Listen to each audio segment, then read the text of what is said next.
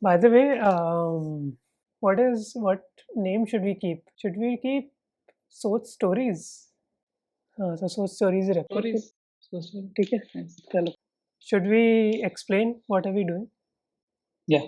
Okay, so this is Soch Stories, and here we will each present one story, and you have no idea about what I am presenting, and then you will present something which I have no idea about, and that's right. That's right. So in this video, I will be presenting a story to you. So just click on link 1 photo. Okay. All right. What do you see? It's photos of Arnab Goswami. Yes. So ये है Arnab Goswami. Now, do you know where he works right now? Republic TV. Okay. And do you know where he started his journalism career? TV journalism career. No, I just knew him from Times Now. Arnab started his career from NDTV, where he worked with Rajdeep Sardesai. Now, 2017 May, Arnab gave a speech where he described his experience covering the 2002 Gujarat riots. Okay. So I'll send, now click on link to speech. Just watch it.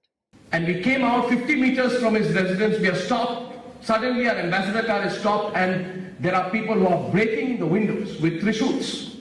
They are breaking the windows. All the windows are broken. It's almost as if there are trishuls all around. And I know this is very unsavory, but I must share with you the reality of life as I have seen it. When that happens, we are all told to reveal our religion.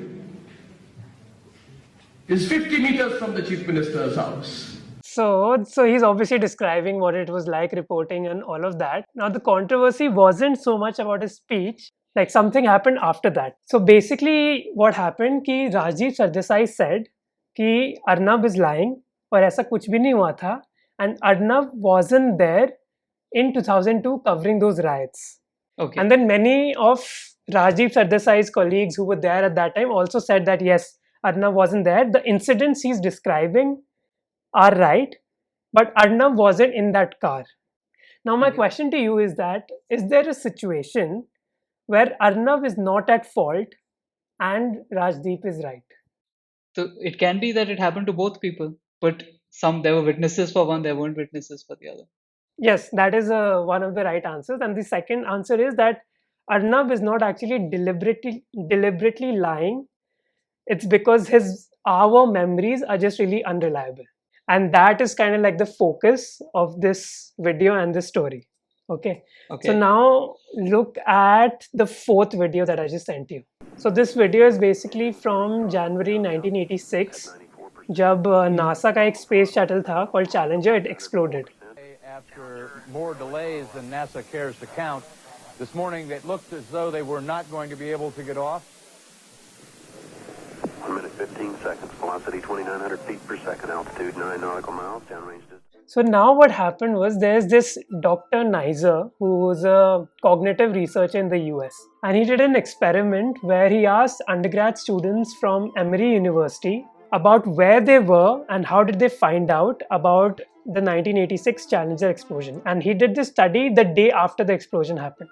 ठीक है, so he basically distributed, वो अपनी class में गया और उसने students को questionnaire दे दिए फिल करने के लिए, and he asked students कि where were you when the explosion happened, what were you doing, who were the people around you. Okay, one of the students wrote this. Okay, so she said that I'd been in my religion class when I heard some students begin to talk about an explosion. I didn't know any details of what had happened. After class, I went to my room where I watched the news on TV by myself and learned more about the tragedy.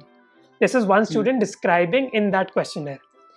Then Dr. Nizer, after 2.5 years, went to the same students and asked them to write it again.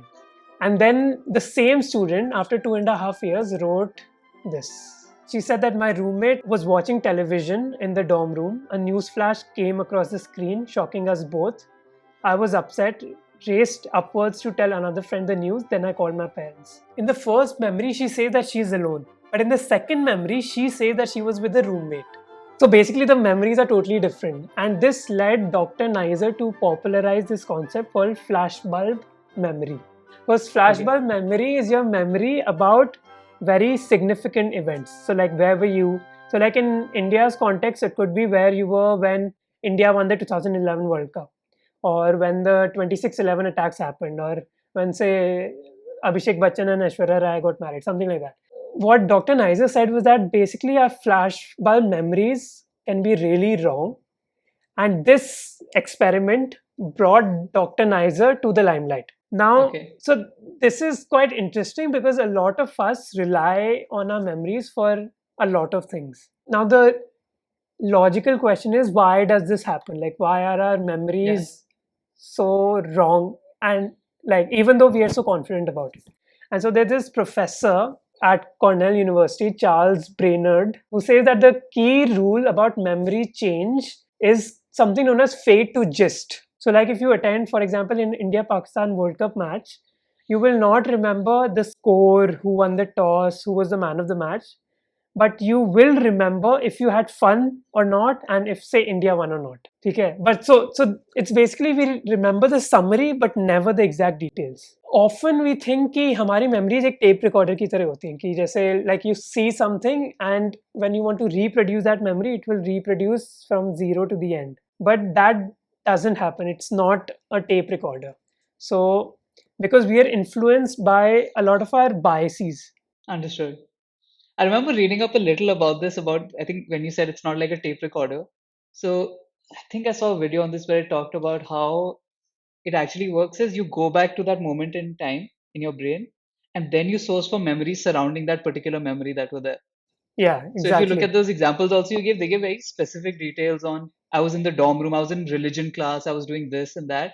So it's probably sourcing other memories and joining it together in that one moment. It's a good point that you raise, because to remember things, we need context. So, for example, if I ask you what birthday cake you ate on your birthday 2 years ago, to get to that memory, you would think about, okay, who did I invite for the birthday? Did people like it or not? Where did the birthday take place? And then reach the memory, okay, of what cake you ate. So you need a context to come up to that memory. And this is not just you and me. For example, there was this incident, famous incident with Mitt Romney, who competed with Barack Obama for the US presidency in 2008. And he had these memories where he said, I think in a speech, that he attended a parade in Michigan. And it turned out the parade actually took place before he was born. So this happens to a lot of public figures and to a lot of us without us even realizing. There are some people who have almost like a, what kind of memory is it called? Like, what is it called? Photographic memory. Yeah, photographic memory. Basically, like if something happens, you remember. And there is this very rare condition known as HSAM, which is highly superior autobiographical memory. It's a very rare condition. And basically, these people can recount, if you tell them कि 2nd December 2002 में क्या हुआ था, they can remember what day was it, they can remember what weather was it, they can remember what were they wearing, etc. in extraordinary detail. Kind of like similar to our friend Jonty. Like he I can... was just thinking that. Yeah, so he can remember these random details of that day if you tell him the date. And like in a research experiment, what they did in 2013 study, that even those people, a lot of their memories are actually false. But it gets even worse. Then look at link 5, the 5th link that I sent you. Subconscious security. You're talking about dreams. Hate to see out of control.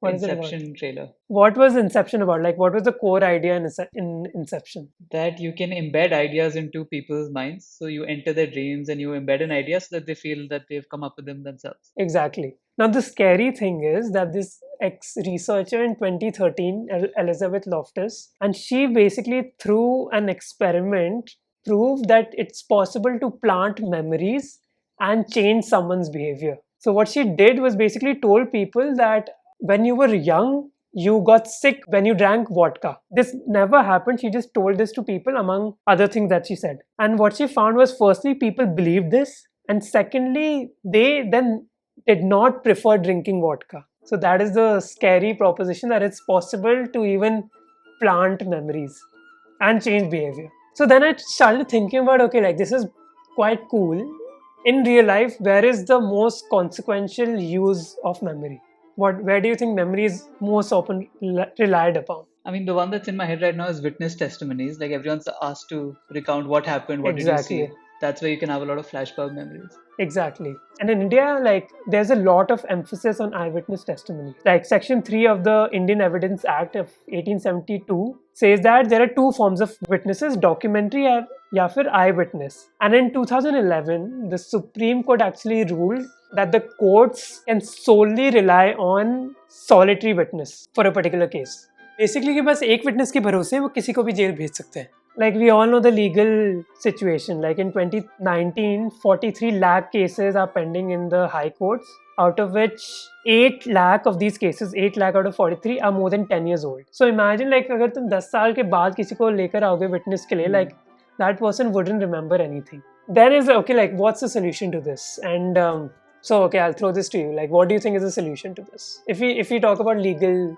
Like, I know that it's always changing because there was some Netflix documentary on how people were wrongfully convicted, and what it showed was DNA evidence and usage of it, even in a developed country like the US, came up I think only after the 60s or something, if not later, 70s or something.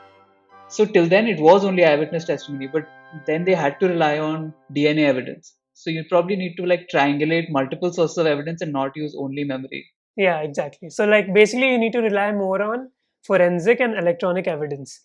But in India, like, unfortunately, these resources are extremely scarce. So, like, there are right now 12,000 sexual assault cases pending just because there's a huge backlog in our forensic labs. Now, let's end this video with the story that we started it with. Like, we began with Arnab Goswami. So, basically, the conclusion is that he may be lying, he may not be lying, we don't know. But at this point, we are not sure about how can we differentiate between people who are deliberately lying or those who are not. And that is where the complications come. हम नहीं बोल सकते कि Arnab Goswami actually believes कि he was there or he was just purely lying. Oh, scary thought. Thank you guys. Hopefully you liked the video. Please let us know in the comments if you have any feedback, and hopefully you'll get to see more videos in this series.